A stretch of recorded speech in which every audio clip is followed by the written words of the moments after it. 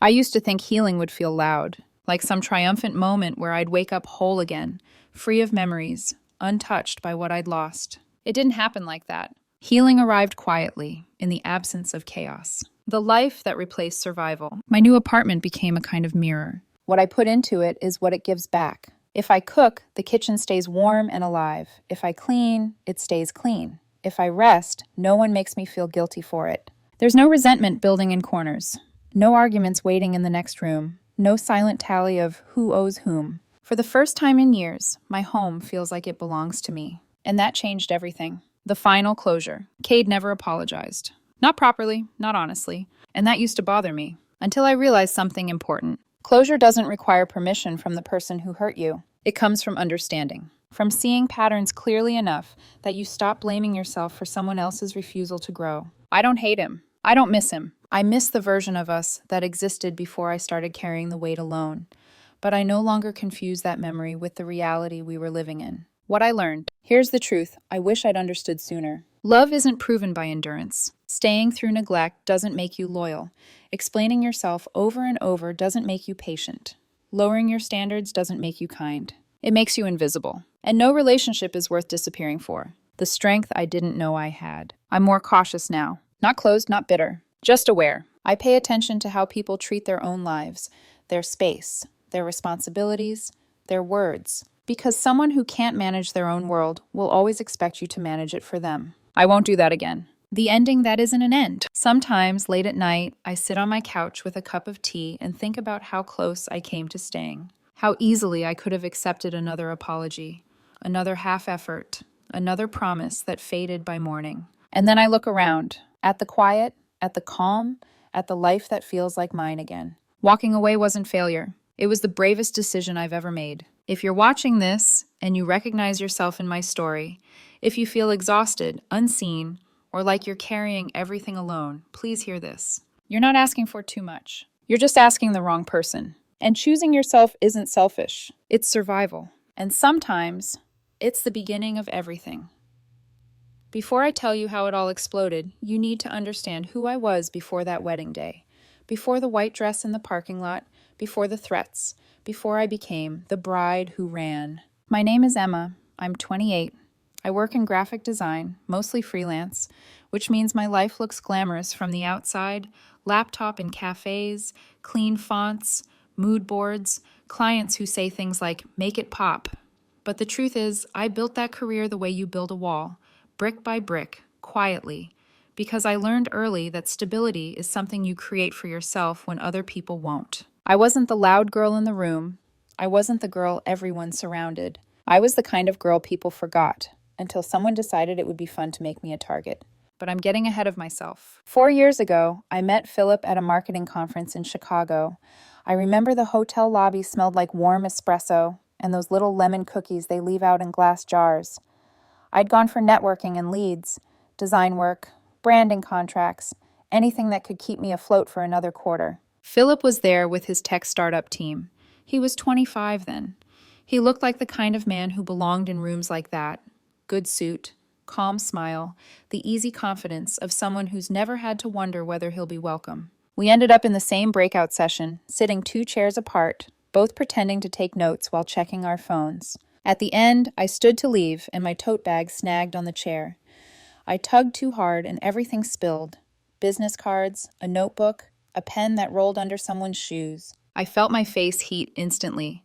That familiar embarrassment, the I'm in the way feeling, rose up my throat. And then a hand appeared beside mine. Hey, a warm voice said. I've got it. Philip crouched down, gathered my things like it was the most normal thing in the world, and handed them back with a smile that didn't feel like pity. When I muttered, thanks, I'm kind of a mess, he shook his head. No, you're just human. Something about the way he said it, like it was obvious, like it was allowed, made me exhale. Later, we ran into each other again by the coffee station. We started talking about the conference, then about work, then about everything else. He was funny in a low-key way, not performing, not trying too hard. He listened like he was actually absorbing things instead of waiting for his turn to talk. And then, on our 3rd date, he did something that made me think, okay, this one might be different. We were walking downtown and I mentioned, just once, casually, that I loved coffee from this specific place. A tiny spot with burned wood walls and cinnamon in the air. I didn't even say it like a request. It was one of those throwaway comments people don't remember. But he remembered. He showed up to meet me holding that cup, the right logo. The smell of it hit me before I even saw the brand. I stared at it like it was evidence of something. You said you liked it, he shrugged, almost embarrassed. So I figured, why not? That was the version of Philip I fell for. The man who noticed details. The man who made me feel safe. The man who made me believe my past could stay in the past because he would never be the kind of person to bring it back to haunt me. When he proposed after 4 years, my first reaction wasn't squealing or jumping into his arms. It was this quiet, stunned feeling in my chest, like the world had finally softened. I said yes, and the wedding started becoming real the moment we picked the venue, Marlin Gardens. It wasn't trendy. It wasn't the kind of place influencers post about, but it mattered to me in a way Philip didn't fully understand. My grandmother got married there in 1962. I grew up seeing her wedding photos in her house. Black and white frames where she looked radiant and certain, like life was a promise. She died 2 years ago, and losing her felt like losing the last place on earth where I was fully, completely safe. So when I saw Marlin Gardens had availability for October 14th, it felt like a sign, like I could carry her into my wedding day. Philip agreed easily. You should have what you want, he said. You've got great taste. At the time, I thought that was supportive. Now when I look back, I see something else. He didn't want us involved unless it was convenient. He didn't want to think too deeply unless it benefited him. He liked the version of me that made things smooth. Planning took 8 months. I handled almost everything. Flowers, seating, the dress fittings, the playlist that wouldn't make my mom cringe, the invitations. Philip showed up for the big moments. Cake tasting, the final venue walkthrough, the day we picked the tuxes. But when it came to details, he'd just nod. Whatever you like. And again, at the time, I thought, he trusts me. His only real passion? The guest list. He wanted 70 people. I wanted 40. We compromised at 55. He acted like that compromise was proof we were a team. But here's the truth I didn't want to admit yet. If a man only has strong opinions when it's about his people, that tells you who he will protect when things get hard.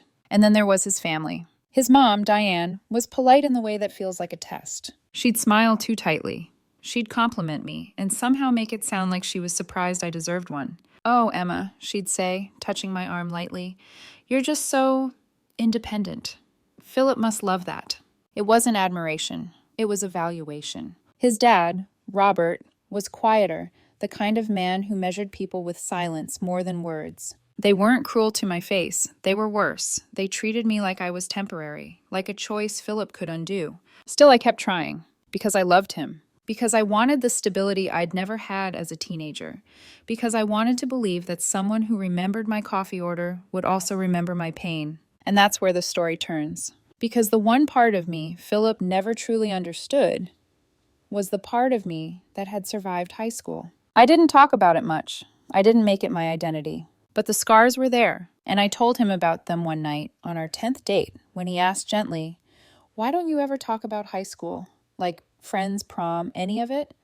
I remember my throat tightening instantly. We were sitting on his couch, a movie paused, the glow of the TV painting his face blue. I hesitated. Then I told him. About Lincoln High, outside Richmond. Nearly 2,000 students. About how I was never popular, never hated, just there. Until a group of kids decided I was entertainment. Jessica, Brandon, Tyler, Melissa. Names I hadn't spoken aloud in years. I explained it slowly, like placing fragile objects on a table. The rumors, the tripping, the comments in hallways. The day they poured soda down my back in the bleachers and everyone laughed. When I finished, Philip looked at me with something that felt like outrage on my behalf. "That's disgusting," he said. "Emma, they were insecure. Cruel. You didn't deserve any of that." And I believed him, because he said the right things, because his voice sounded sincere, because he held my hand like he meant it. I didn't know then that one day he would invite those same people to our wedding and call it support. If I'm honest with myself, the shift didn't happen all at once. It never does. It started quietly, small enough that I could explain it away if I wanted to. And I did, over and over again. About 3 weeks before the wedding, Philip became distracted. Not distant exactly, just elsewhere. He checked his phone constantly, the screen lighting up his face at odd moments, during dinner, while brushing his teeth, even in bed. Sometimes he'd glance at it and immediately stand up. "I need to take this," he'd say, already halfway out of the room. At first, I didn't think much of it. His startup was in the middle of a funding round. Stress was part of the job. Long hours, investor calls, last-minute revisions. This was the life he'd chosen. When I asked if everything was okay, he smiled and said, "Just work stuff, nothing to worry about." So I didn't worry. I focused on centerpieces and seating charts, on whether the lighting at Marlin Gardens would be warm enough in October, on whether my grandmother's photo should go near the guest book or closer to the altar. But something in the air felt heavier. His mother started calling more often. Not me, him. I'd hear his phone vibrate, see his shoulders tense slightly, and then he'd step outside to answer. When he came back, his smile would be a little thinner. "What did your mom want?" I'd ask casually. "Oh, you know," he'd shrug. "Wedding stuff. She's just anxious." But Diane hadn't been anxious during the 8 months of planning. She'd been distant, observant, quiet. Now suddenly she had opinions. She thought the guest list was a little too limited. She wondered if I'd considered inviting old friends. She asked Philip if he was sure I wouldn't regret keeping things so small. It felt strange, but still not alarming. Then came the moment I can trace everything back to. 1 week before the wedding. I was sitting at our dining table, surrounded by paper, place cards, seating charts, lists scribbled and re-scribbled in different inks. Philip had offered me his laptop because my printer was being temperamental. "I already set up the file," he said. "Just print from there." He kissed my forehead and left to run errands. I opened the laptop, and there it was. His email, still open. The screen hadn't gone to sleep. I wasn't snooping. I didn't click anything at first. But my eyes caught on a name in the inbox preview, bolded like it was fresh. Brandon Hutchkins. For a split second, my brain refused to connect it to anything real. Then my hands went cold. I hadn't thought about that name in years, but it landed in my chest with the same weight it had when I was 17. The subject line read, "So excited for the wedding. Thanks for the invite." My heart started pounding, slow and heavy, like it was warning me. I told myself not to open it. I opened it anyway. The email was cheerful, casual, friendly. Brandon thanked Philip for inviting him, confirmed his RSVP, and added that he'd be bringing Jessica as his +1. I stared at the screen. Then I checked the guest list file Philip had sent to the venue. 4 new names had been added in the past week. Brandon Hutchkins, Jessica Chen, Tyler Morrison, Melissa Park. All 4, all with +1s. It felt like the room tilted slightly, like I needed to grab the edge of the table to stay upright. When Philip came home that evening, I didn't pretend everything was fine. I left the laptop open on the kitchen table, the guest list pulled up, the names highlighted. He froze when he saw it. "Why?" I asked, my voice steadier than I felt. "Is Brandon Hutchkins on our wedding guest list?" He glanced at the screen, then at me, and then he laughed, a short, dismissive sound. "Oh," he said, waving a hand. It's not a big deal." The words hit me harder than any insult could have. He explained it like it was a funny coincidence. He'd run into Brandon at a bar 2 months ago. They'd recognized each other, talked for a bit. Brandon apologized for high school, said he'd changed, said he felt bad about how things had gone back then. He seemed genuine, Philip said, more mature. I asked if he'd invited the others. He hesitated, then nodded. They reached out after Brandon mentioned the wedding. They wanted to come, show their support. Support, the word echoed in my head. I asked him if he remembered what I told him about those people, about what they did. He said he did. But that was 10 years ago, Emma, he added. People change. I felt something sharp twist in my chest. "I told you," I said carefully, "that I don't want them anywhere near me, especially not at my wedding." Philip frowned, like I'd said something unreasonable. "I already invited them," he said. "It would be rude to uninvite them now." "It was rude to invite them without asking me," I replied. He looked genuinely confused. "I didn't think you'd care this much." That sentence, that exact sentence, split something open inside me. Care this much. As if trauma had a volume knob. As if humiliation expired after a certain number of years. As if my wedding was a group project instead of my day 2. We argued for 3 hours. I told him this was a boundary I couldn't cross. He told me I was holding grudges. I told him this wasn't about the past. It was about respect. He told me I was being unreasonable. By the end of the night, I was sleeping in the guest room. For the next week, we barely spoke. I stared at my dress hanging in the closet, at the invitations already mailed, at the deposits my parents and his parents had paid. And I did what I'd always done. I convinced myself it would be fine. They'd show up, they'd behave, they'd leave. I wouldn't have to see them again. I didn't realize I was bargaining with my own dignity, and I didn't know yet that they wouldn't just attend my wedding. They would arrive like a performance. The morning of my wedding began the way every wedding morning is supposed to. Calm, soft, carefully insulated from reality. I woke up at 6 a.m. in the bridal suite at Marlin Gardens, the light just starting to creep through the tall windows. The room smelled faintly of flowers and hairspray and citrus wipes. My sisters were already awake, whispering, trying not to disturb me even though I was very much awake, staring at the ceiling and telling my heart to slow down. My best friend Paulina handed me a mimosa before I even sat up. "To surviving today," she joked, clinking her glass gently against mine. I smiled. I even laughed. For a few hours, everything felt normal. Bagels on paper plates, music playing softly from someone's phone, my hairstylist arriving at 8, my makeup artist at 9. By 11, I was dressed. The gown fit perfectly. Months of fittings had paid off.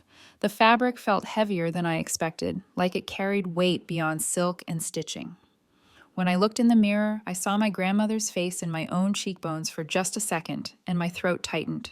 The ceremony was scheduled for 2 p.m. We still had time. Then my youngest sister, Lily, went downstairs to check on the decorations. She was gone longer than expected. When she came back up, her face was pale in a way that didn't match the excitement buzzing through the room. "There's a situation," she said. My stomach dropped instantly. "What kind of situation?" I asked. She didn't answer right away.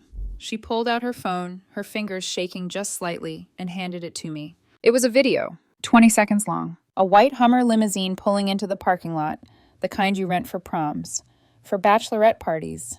Loud, excessive. The doors opened. 4 people stepped out. I recognized them immediately. Jessica, Brandon, Tyler, Melissa.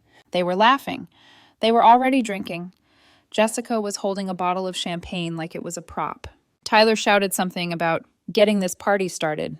The sound cut off, but the damage was done. My hands were shaking so badly I almost dropped the phone. I walked to the window. The bridal suite overlooked the parking lot. They were still there. Jessica was wearing a white dress. Not off-white, not ivory, not cream. White. The exact shade of my gown. Melissa was taking selfies, angling her body like she was the bride. Brandon and Tyler passed a flask back and forth, their movements loose and sloppy. Something inside me went cold and hollow at the same time. I didn't cry. I didn't scream. I felt 17 again. Invisible. Exposed. Trapped. I found Philip in the groom's suite on the other side of the building. He was standing in front of the mirror, adjusting his tie. His best man stood nearby, joking about nerves. "Can I talk to you alone?" I asked. Philip nodded. His best man stepped out. I didn't ease into it. "Did you see who just arrived?" I asked. Philip sighed. "Yes." "Did you notice what Jessica is wearing?" He hesitated. "Yes." "Did you tell them to leave?" He shook his head. "They drove 3 hours to get here," he said. "It would be mean to turn them away now." Mean. That word landed like a slap. "They're just excited," he added quickly. "They'll calm down once the ceremony starts." I stared at him. The man I was supposed to marry in less than 2 hours. The man who knew exactly what those people had done to me. The man who was now minimizing it all, again. "You think I'm making a big deal out of nothing," I said quietly. Philip frowned. "You are," he said. "This is supposed to be our day." Our day. But somehow I was the only one being asked to sacrifice anything. "I'm leaving," I said. He laughed. A short, incredulous sound. "You're joking." "I'm not." The laughter disappeared. "If you walk out now," he said, his voice tightening, "you'll ruin everything." He started listing numbers like weapons. "My parents paid $15,000 for catering. Your parents paid $8,000 for the venue. 55 people are already on their way." I looked at him and felt something in my chest finally break cleanly in two. "You should have thought about that," I said, "before you invited them." His face hardened. "You're being selfish. You're embarrassing me. My parents will never forgive you." He didn't say he loved me. He didn't say he understood. He said I was the problem. I turned and walked out, back to the bridal suite. My sisters looked at me and knew instantly. "I'm leaving," I told them. Paulina searched my face. "Are you sure?" "Yes." Lily offered to drive me. I shook my head. "I need to be alone." I walked out the back entrance of Marlin Gardens, still wearing my wedding dress. My car was parked near the service entrance. I got in, closed the door, and drove. No music, no destination. Just the sound of my own breathing and the road stretching forward. I ended up at a diner 40 minutes away. A vinyl booth in the back corner. A waitress who looked at my dress and asked no questions. She brought me coffee, then a grilled cheese sandwich. I sat there for 4 hours, watching cars pass the window, feeling something strange settle into place. Clarity. When I finally drove back to Marlin Gardens, the sun was setting. The parking lot was almost empty, and I knew, before I even walked inside, that nothing would ever be the same again. When I walked back into Marlin Gardens that evening, the building felt like a place that had already mourned something. The lights in the main hall were dimmed. The flowers were still arranged perfectly, untouched, like they were waiting for people who would never sit down. Rows of white chairs faced an empty altar. It felt eerie, like stepping into a photograph of a life I almost lived. I followed the sound of voices down the hallway and found them in a small conference room near the entrance. My parents, Philip's parents, Philip. They were sitting around a long table scattered with papers, receipts, contracts, what looked like printed invoices. It was the first time that day I realized they hadn't been worried about me. They'd been worried about damage control. Everyone turned when I stepped inside. Philip's mother, Diane, stood up immediately. "Where have you been?" she demanded. "Do you have any idea what you've done?" Her voice was sharp, already vibrating with anger. "You humiliated my son," she continued. "You humiliated our entire family. 55 people showed up for a wedding that didn't happen." She didn't ask if I was okay. She didn't ask why. She asked what I had done to them. Philip's father, Robert, leaned forward in his chair. "The food was prepared," he said, his tone flat. "The staff was hired. None of it can be refunded." Then he said the number, $15,000. He looked at me like he was presenting a bill at a restaurant. "I expect payment within 30 days. My chest tightened, but before I could say anything, my father spoke. "Absolutely not," he said. "You can shut your mouth right now." The room went quiet. My mother stood and came to my side, placing a hand on my shoulder. The warmth of it grounded me. Philip hadn't looked at me once. He stared at the table like it held answers he didn't want to read. "This is over," I said calmly. My voice surprised even me. "The engagement is off." Philip finally looked up. "You're a drama queen," he snapped.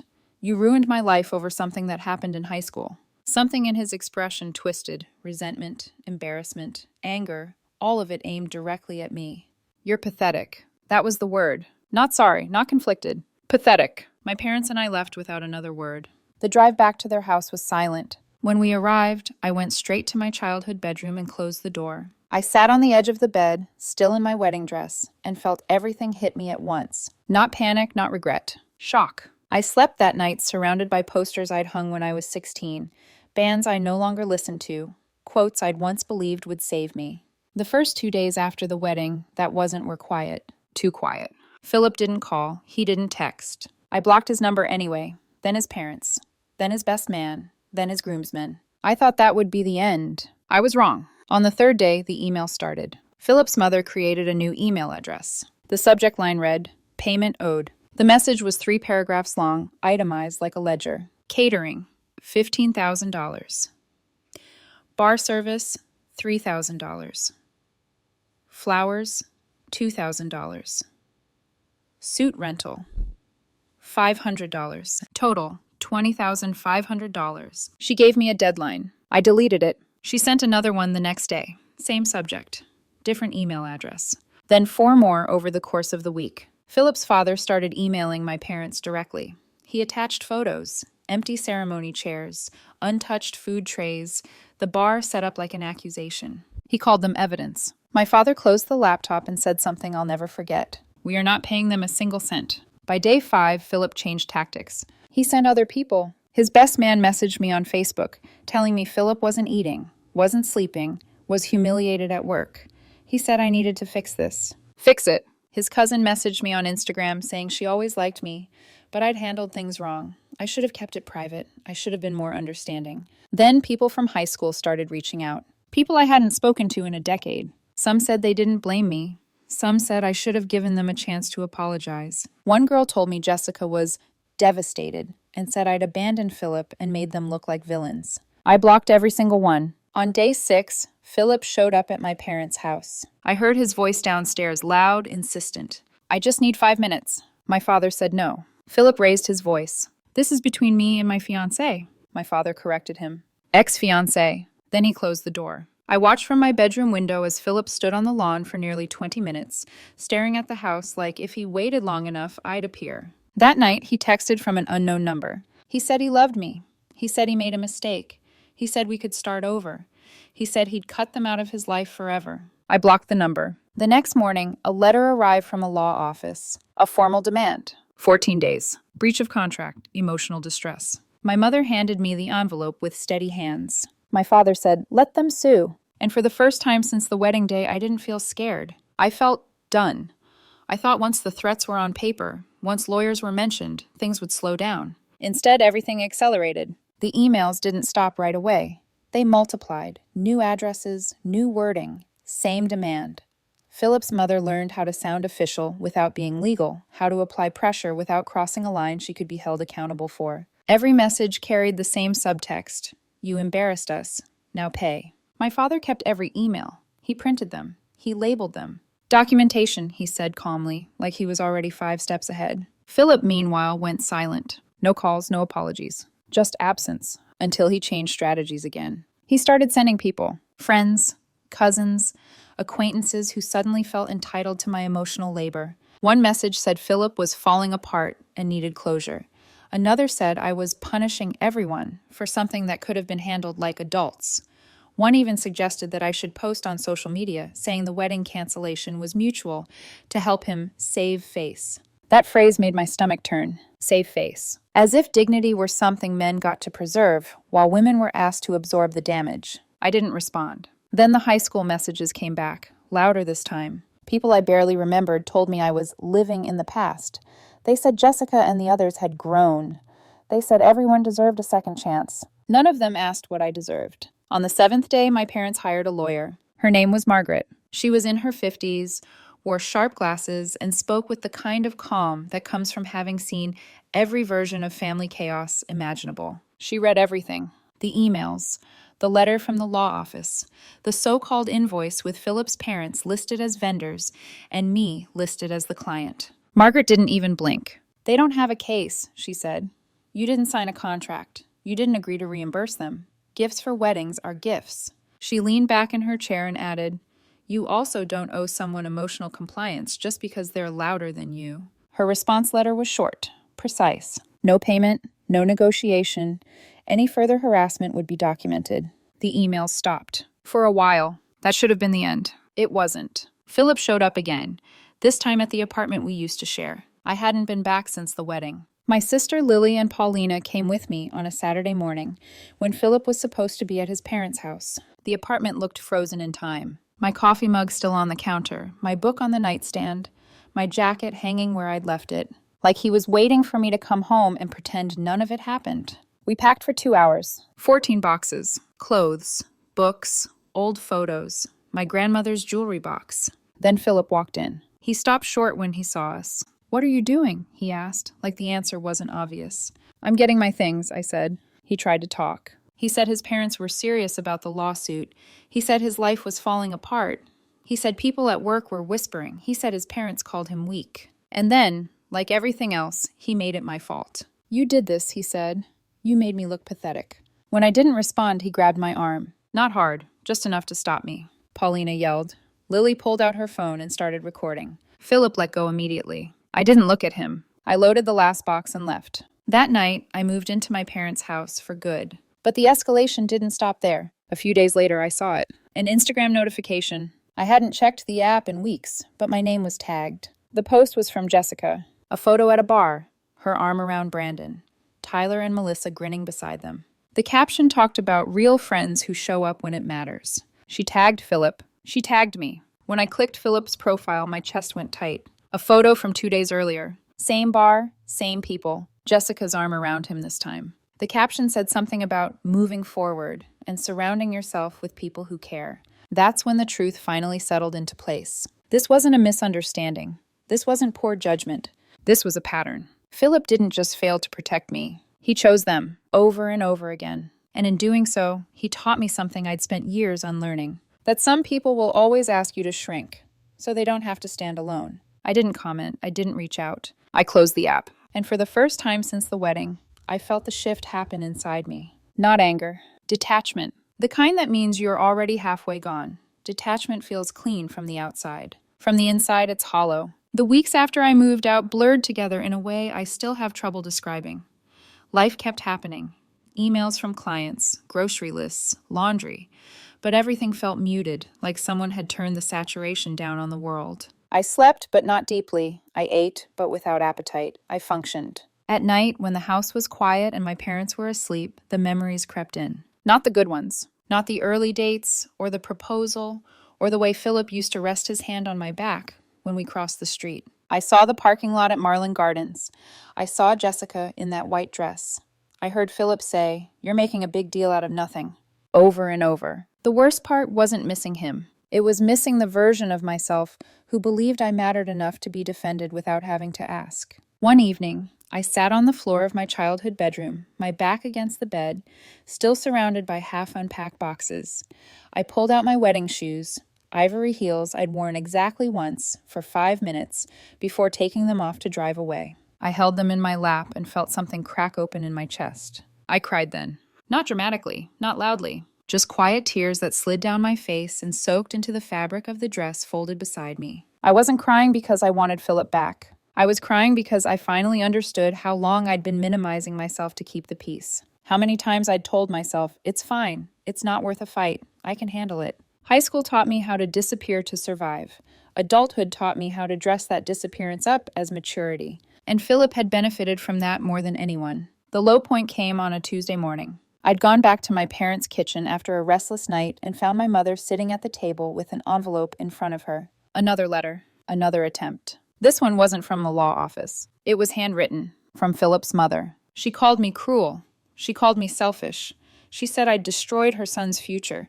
She said no man would ever trust me again after what I'd done. I read it once. Then I folded it carefully and placed it back in the envelope. I didn't feel angry. I felt small. For the first time since I'd left the wedding, doubt crept in. What if they're right? What if I really did overreact? What if I should have just endured one day? I hated myself for thinking it. That night, I lay awake staring at the ceiling, replaying the moment I stood in the groom's suite, asking Philip to choose me, and watching him choose comfort instead. I realized something then, in the quiet dark. If I had stayed, if I had walked down that aisle, this wouldn't have been the last time. There would have been future dinners where I was expected to smile. Future holidays where my pain was inconvenient. Future moments where I'd be told to let it go for the sake of harmony. Marriage wouldn't have protected me. It would have trapped me in a lifetime of being asked to accept less. That realization didn't feel empowering at first. It felt devastating, because it meant the man I loved wasn't the man I thought he was, and never had been. I curled onto my side and pressed my fist against my chest, feeling my heart pound like it was trying to remind me I was still here, still breathing, still choosing. The darkness wasn't just grief. It was the death of an illusion, and it hurt more than walking away ever did. The message came from someone I didn't know. A Facebook message request. No profile photo I recognized. A name that meant nothing to me at first. Allison. I almost ignored it. By then, ignoring had become a skill, muscle memory. Protect the quiet. Don't invite chaos back in. But something about the first line stopped me. I don't know you, but I think you deserve to know the truth. I read it once, then again. Allison explained that she was dating Tyler, one of the 4. She apologized for reaching out like this. She said she'd been going back and forth for days, unsure whether she should get involved at all.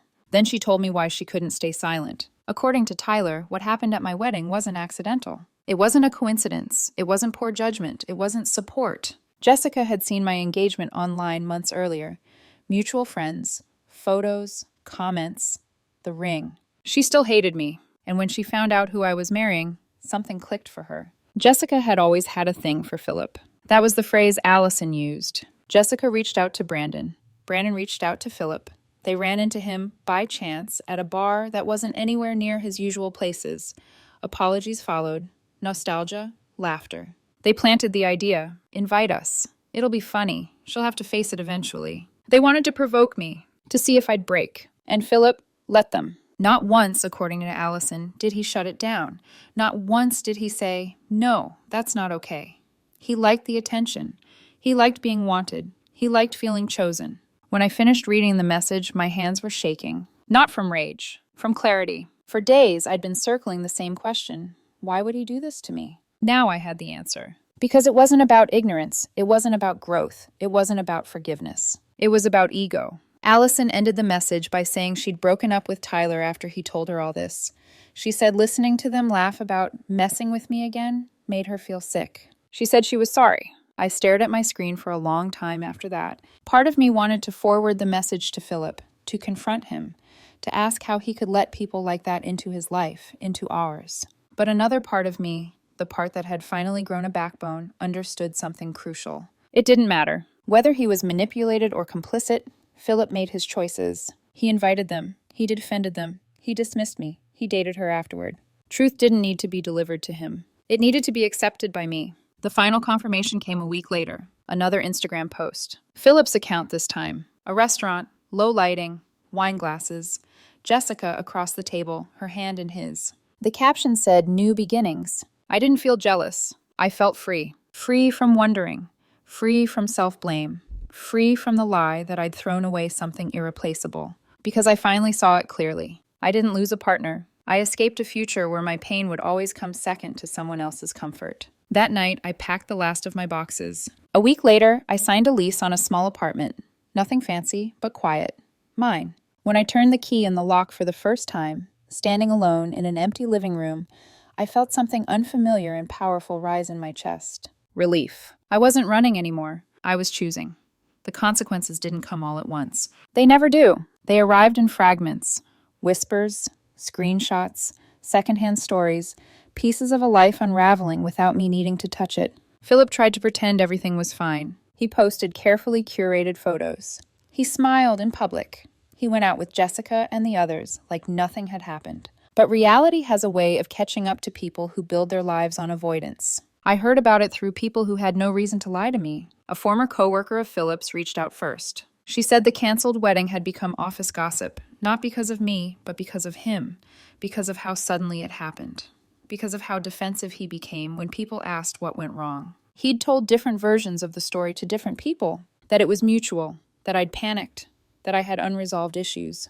The inconsistencies showed. People started asking questions. Then his parents' circle pulled back. Diane stopped hosting dinners. Invitations dried up. The sympathetic nods turned into polite distance. No one likes being associated with public embarrassment, especially when they've helped create it. Philip's friends started choosing sides. Not loudly, not dramatically. They just stopped calling, one by one, because defending him meant defending the decision to invite known bullies to a wedding, because excusing his behavior required minimizing mine. And that was uncomfortable. His family never sued. They stopped entirely after Margaret's response. No more emails, no more letters. Just silence. I later found out why. Philip finally told them the truth. Not everything, but enough. Enough that even his mother couldn't spin it anymore. Enough that his father realized a courtroom would be an exposure, not a victory. The last time I saw Philip in person was at the apartment, loading boxes into Paulina's car. He looked smaller than I remembered. Not physically, emotionally. Like someone who'd built their confidence on external approval and lost the room. When he called me heartless for refusing to protect his image online, something in his voice cracked. He wasn't angry. He was scared. Scared that without me smoothing things over, people would see him clearly. And they did. I didn't need to expose him. I didn't need to retaliate. I didn't need to defend myself publicly. The truth moved faster on its own. I moved into my new apartment 2 weeks later. It was smaller, quieter. Sunlight spilled across the floor in the mornings. Lily helped me unpack. Paulina brought wine and pizza. We sat on the floor and watched terrible reality TV, laughing in a way I hadn't laughed in months. Work stabilized. I got promoted. I started sleeping through the night again. Philip faded. His name stopped coming up. His face disappeared from my thoughts. The last thing I heard about him came from someone I didn't expect. His cousin. She messaged me to say she was sorry. Not for the wedding. For not speaking up sooner. She said the family had always known Philip avoided conflict by letting others take the fall. She said she'd thought marriage would settle him. It hadn't. I didn't reply. I didn't need closure from people who watched me be dismissed. Because the most important fallout wasn't his. It was mine. I stopped flinching when my phone buzzed. I stopped replaying conversations. I stopped wondering what I could have done differently. I left quietly. And in doing so, I let the truth do what it always does when you give it space. It settled. I don't think about the wedding anymore. Not the dress, not the flowers, not the empty altar at Marlin Gardens.